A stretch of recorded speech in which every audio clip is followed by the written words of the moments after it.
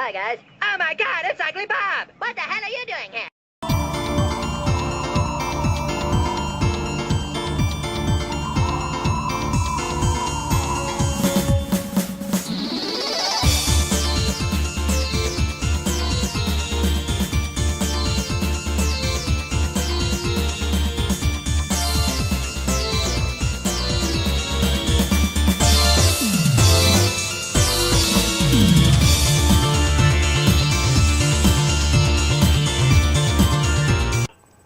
Hello video game and Symphony of the Night fans. This is going to be a part 3 of our Symphony of the Night reviews that focuses on the PlayStation Portable version of Symphony of the Night. When this game was first announced to be an included extra on the remake of Castlevania X, Rondo of Blood, I didn't know what to think of it, and people speculated a lot about whether it would have any of the Saturn extras, or maybe it would be something new entirely, and gradually it was revealed that it was going to be a straight port of the PlayStation version. There was some disappointment over that, including from me, but when we heard about some new narration and an enhanced mode for Maria based on her original appearance from Rondo of Blood, I was excited. I was going to buy the game anyway, so it would be a nice little bonus to have Symphony of the Night on the go, as well as a slightly different version.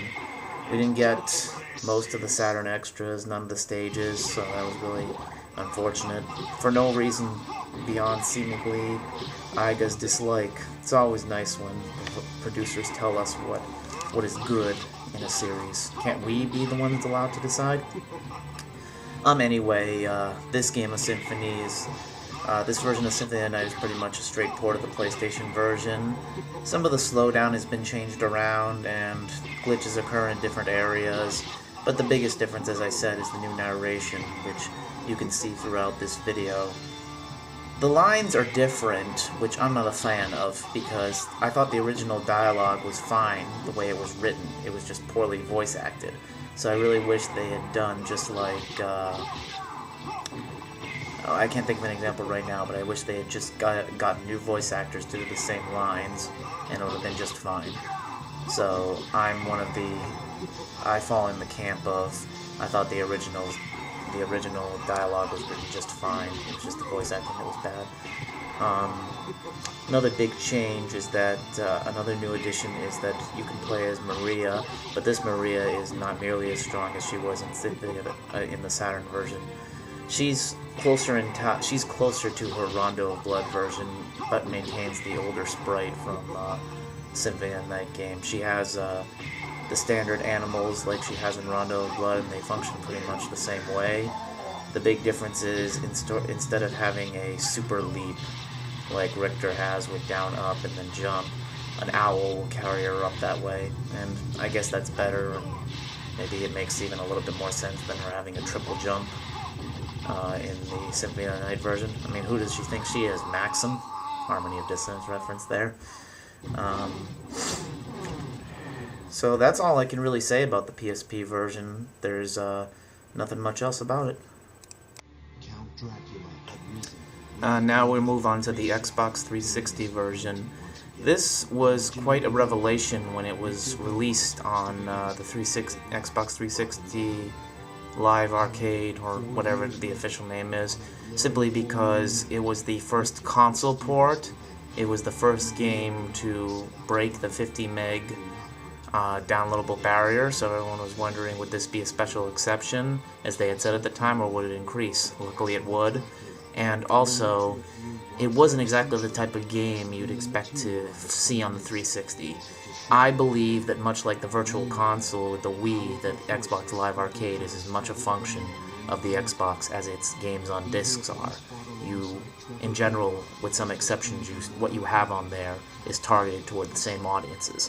So, to have a classic 2D game from the era of 3D on a system like the 360 is a really funny thing, considering that it positioned itself as the must-have console of the generation, and 2D gaming is still on the outs, so it's not only a good refresher if you put the paragon of 2D gaming on it, it shows good faith in developers that we know there's still an audience out there for these 2D masterpieces, and let's make it as easy to get it as possible.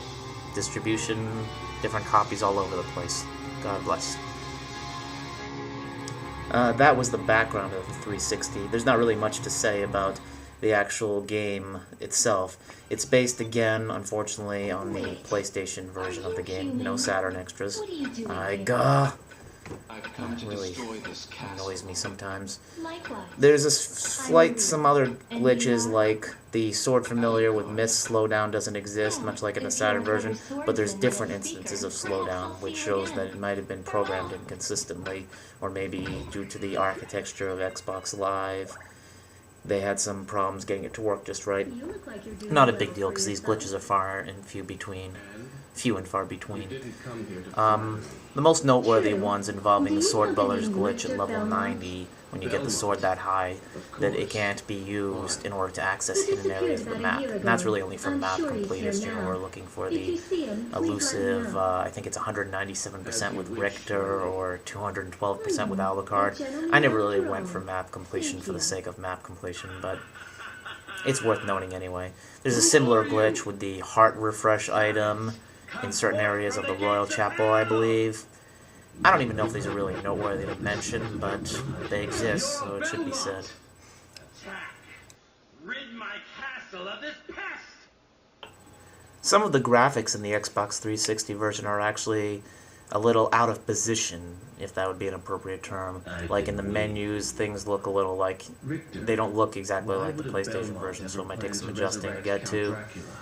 For the Symphony hardcore fans, there are windows in Orlok's chambers that are missing graphical details, and the thing that is probably most apparent of the changes, something you'll notice, is the sound you get when you get life max-up items and various other ones. The sound effects are different. No clear reason why, but it's not a big deal, just something worth noting. So that really concludes my review on the 360 version, because there's really just not that much to say.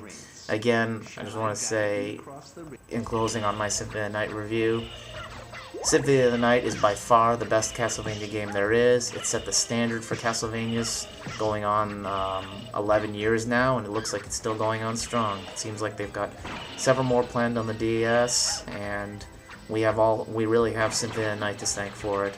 Not only was it a bold reinvention for the series, and a great experimentation when it was originally released on the PlayStation in 1997, its legacy endures as a masterpiece of gaming, and I really hope that it will be continued to be enjoyed and remembered by Castlevania fans and video game fans in general. I'll see you next time for my reviews that focus on the second advent of the handhelds with Circle of the Moon.